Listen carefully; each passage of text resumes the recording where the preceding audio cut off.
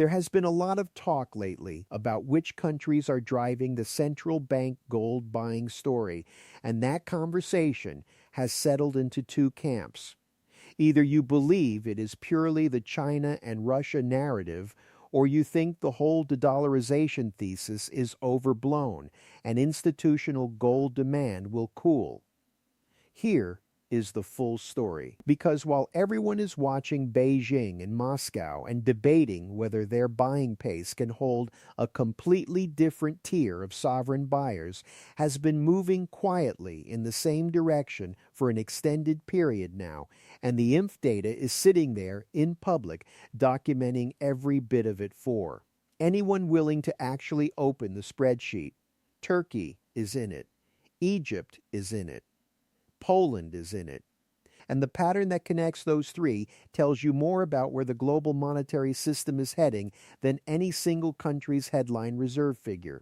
I think you deserve to understand exactly what that pattern means, so here it is. I am recording this right now from Denver, and I want you to comment what day and date you are watching from, because I always love seeing how far these videos travel, and the dynamic I am about to walk through unfolds over quarters and years, not weeks, so knowing when people encounter this. Analysis genuinely matters to me. And real quick, if you value this kind of below-the-radar institutional data work, do me a favor, subscribe, and comment FinTalk OG so the algorithm understands you want more of this and not just the surface-level headlines. Now here is the claim shaping how most retail investors think about central bank gold demand right now. The claim goes like this: China and Russia are the gold story. Every other central bank is background noise. The strategic de-dollarization buyers are the two biggest geopolitical players, and everyone else is just following at the margins with rounding error-size purchases. And on the surface, that sounds like a reasonable simplification. It sounds like useful signal versus noise filtering, but when you slow it down piece by piece, you realize that is clean, and it is also deeply incomplete. The aggregate demand floor for gold is not built by the two biggest buyers acting alone. It is built by the cumulative weight of dozens of institutions moving in broadly the same direction across the same general period. And right now, the distribution of that movement is broader and more geographically diverse than it has been in decades. So in this video, I am going to break down three things. First, what the Tier 2 central bank buying pattern actually looks like when you read the full IMF data and not just the summary. Second, why the specific composition of this buyer group tells you something important about where reserve management philosophy is heading globally. And third, what this means practically for how you should be thinking about your gold allocation and what data sources you should actually be tracking. You are going to walk away from this calmer, sharper, and better equipped to read sovereign demand signals accurately. So let us start with what we can verify, and that is the actual data itself, because this is where the conversation lives, and almost nobody in the retail metals community ever goes to the primary source. Here is what nobody wants to say in a market commentary space that is addicted to the two biggest stories. The IMF International Financial Statistics Database and the World Gold Council quarterly demand reports both publish full country-level reserve data showing not just the headline buyers but the entire distribution of which institutions are adding, which are holding steady, and which are reducing. When you read that full distribution right now, what you see is not a two-country story. What you see is a broad directional alignment involving nations whose reserve management decisions reflect completely different domestic economic pressures, but who are arriving at the same conclusion. Turkey has been accumulating gold in a pattern that tracks closely with lira stress periods, external debt pressure, and periods when dollar-denominated reserves carry outsized currency risk. Egypt has been adding in the context of managing foreign exchange reserves under IMF program conditions where the composition of those reserves matters as much as the total volume. Poland made a publicly stated institutional commitment to raise its gold allocation as a percentage of total reserves to a specific meaningful threshold and has been executing that mandate through reported purchases over multiple quarters. These are not rounding errors. These are deliberate decisions made by institutions managing real sovereign balance sheets with real exposure to dollar concentration risk. Here is the clean way to think about why the distribution matters more than most analysts acknowledge. Think about a gas pedal and a speedometer. The speedometer reading is the total central bank gold demand figure. It tells you how fast the collective buying is moving. But the gas pedal is who is pressing it and how many separate institutional feet are on it simultaneously. When only two countries are driving the accumulation, a policy shift in Beijing or a sanctions event affecting Moscow can dramatically change the speedometer reading very quickly. But when 12 or 15 or 20 institutions are each pressing with different intensities driven by different domestic circumstances, the aggregate acceleration becomes structurally resilient in a way that is almost impossible to reverse quickly. The Tier 2 buyers are additional feet on the gas pedal pressing independently for independent reasons. That changes the demand floor dynamics in ways that are structurally significant even when each individual institution is not making the cover of the financial press. Now, here is the skeptical alternative, and I want to give it genuine weight because intellectual honesty is what makes this kind of analysis worth doing. Could the Tier 2 buying be fundamentally opportunistic and cyclical rather than a durable philosophical shift in reserve management? Sure, it is possible. I am going to say something that might annoy both sides here.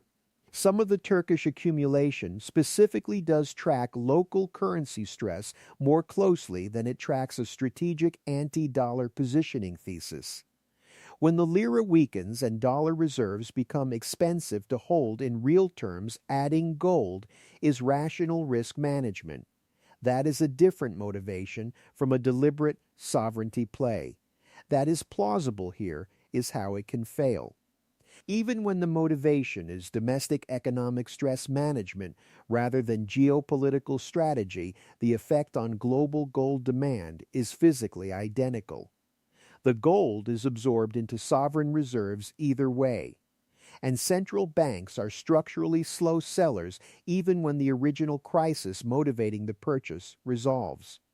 A correlation is not a contract, but when a diverse collection of institutions with completely different economic circumstances all converge on the same asset as the solution to their respective reserve problems, the demand effect compounds, regardless of whether any individual buyer would describe their motivation the same way.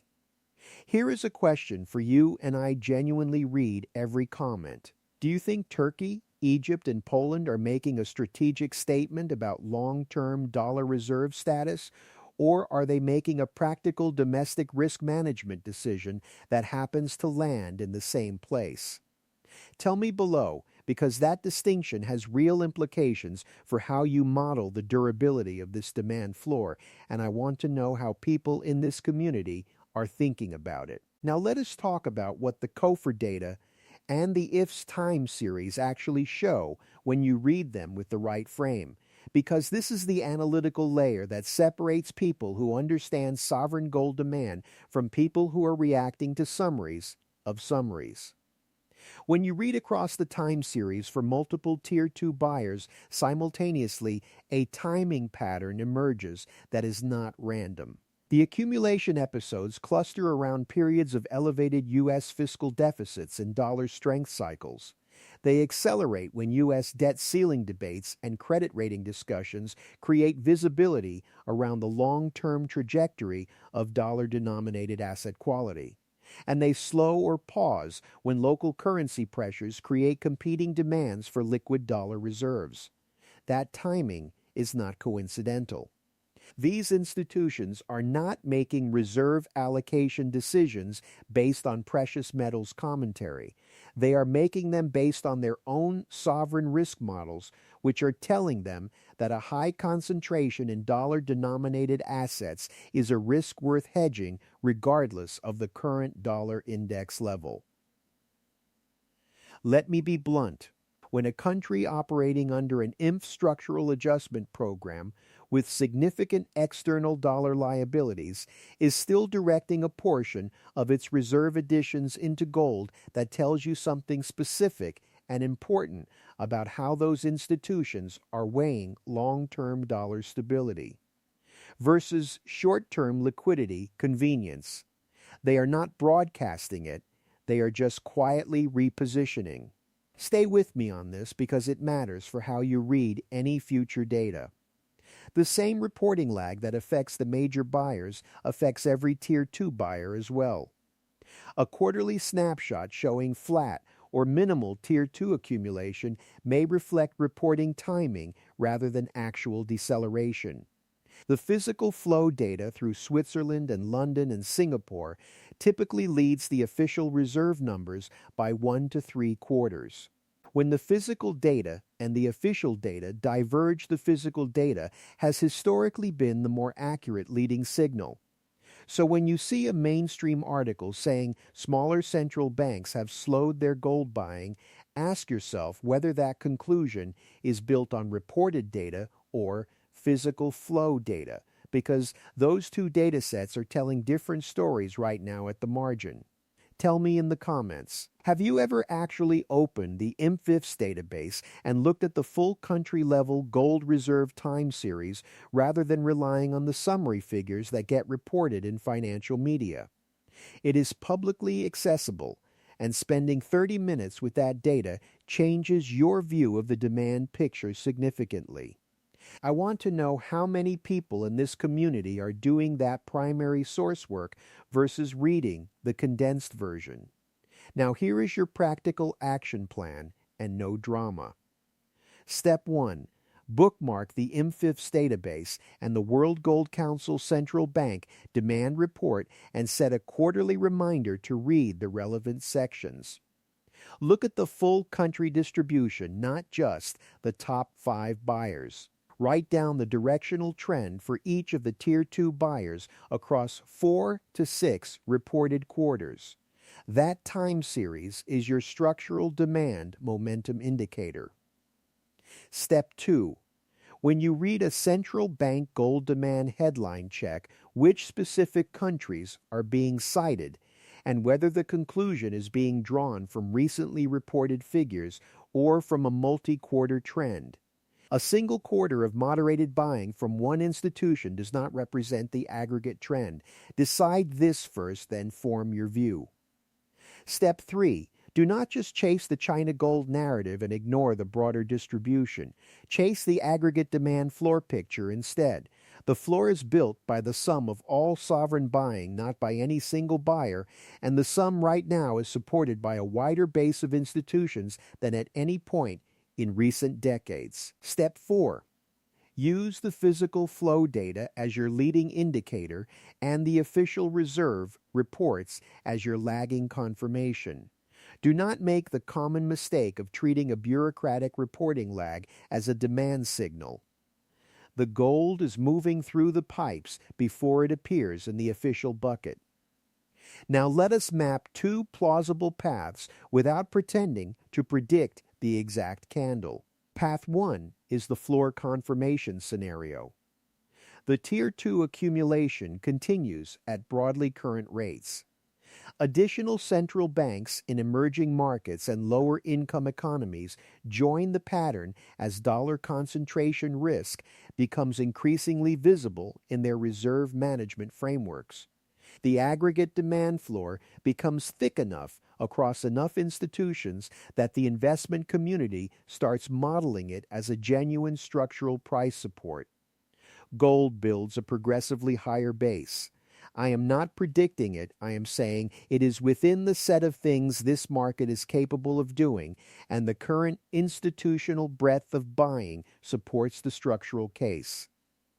Path 2 is the fragmentation scenario. A wave of emerging market currency crises forces several Tier 2 buyers to liquidate gold reserves to defend local exchange rates. The Turkey-style buy and sell cycle repeats in multiple countries simultaneously. The aggregate demand figure softens enough to undermine the structural floor narrative, and gold reverts to trading primarily on monetary policy and dollar sensitivity rather than sovereign accumulation. Same asset, different interpretation, depending entirely on whether Tier 2 buyers can sustain their positions through a global stress event. Both worlds can be true in different regions at the same time. That is not a crash call, that is a maturity call on the resilience of sovereign balance sheets in the next downturn. Now here is the uncomfortable truth. Even if the Tier 2 accumulation thesis is completely correct and the demand floor is as broad as the data suggests, gold can still sell off hard in a macro stress event. Here is what nobody wants to say clearly. The Tier 2 central banks I described have decade-long time horizons. They bought at prices that are often significantly lower than current levels. They are not going to panic sell in a risk-off event. You might. And the institutional participants in this market who understand that gap in time horizons and conviction between sovereign holders and retail holders use that gap systematically. Stress events are not accidents in this market. They are pressure valves. They release the weakest hands at the worst prices so that stronger hands can re-enter at better ones. Know which category you are in before you size your position. Here are my 4 rules, and they apply regardless of how compelling the Tier 2 accumulation data looks right now. 1. Write down your maximum gold allocation before you act on any of this. If you are losing sleep over the position, it is already too large. Size down to where you can hold through a meaningful pullback. 2. When gold runs hard, take some off. Not all, some. If a position doubles, seriously consider trimming close to half of it. Lock in the original capital. Let the remainder run without that weight. 3. A compelling narrative does not justify an oversized position. The quality of the thesis and the appropriate position size are separate questions. Do not confuse them. 4. The best time to add to a gold position is not when the Tier 2 buying story is getting mainstream attention. It is when the data is visible only to people willing to read the full spreadsheet. That window is right now, and it will not stay this quiet for long. So here is what we covered. The central bank gold buying story is not a two-country story. It is a broad multi-institution directional alignment, creating a demand floor that is structurally deeper than any individual headline buyer produces alone. Turkey and Egypt and Poland represent different economic circumstances arriving at the same reserve management conclusion, and that convergence is documented in public data that almost nobody in the retail conversation reads directly. The timing of the Tier 2 buying correlates with dollar cycle dynamics in ways that suggest systematic risk management rather than opportunistic speculation. And the aggregate demand floor effect is real and compounding regardless of the individual motivation behind each institution's decision. The mechanism is building something that most investors will not recognize as structurally significant until it is already reflected in price. Stay alert. Do not let the absence of dramatic Tier 2 buyer headlines talk you out of the story the full data distribution is quietly documenting.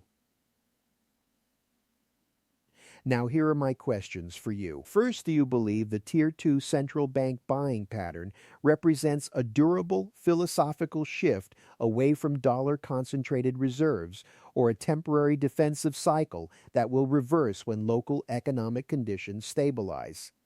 And second, have you ever read the full IMF gold reserve distribution data yourself rather than relying on media summaries? Drop your answers below and include what day and date you are watching from. If you got value, subscribe and comment FinTalk OG so I know you want to follow up when the next quarterly data confirms or diverges from this current trend. And if this helped, share it with someone who talks about gold as a monetary asset, but whose entire analysis begins and ends with China because the fuller picture changes the thesis meaningfully. Stay thoughtful, and I will talk to you soon. And just so we are crystal clear, this is educational content. It is my take based on publicly discussed information and my own reasoning, and it is not personal financial advice. I am not your advisor. I do not know your goals or your risk tolerance, and I could be wrong. Do your own homework. Consider your situation. And if you need personal advice, get it from a qualified professional who knows your situation.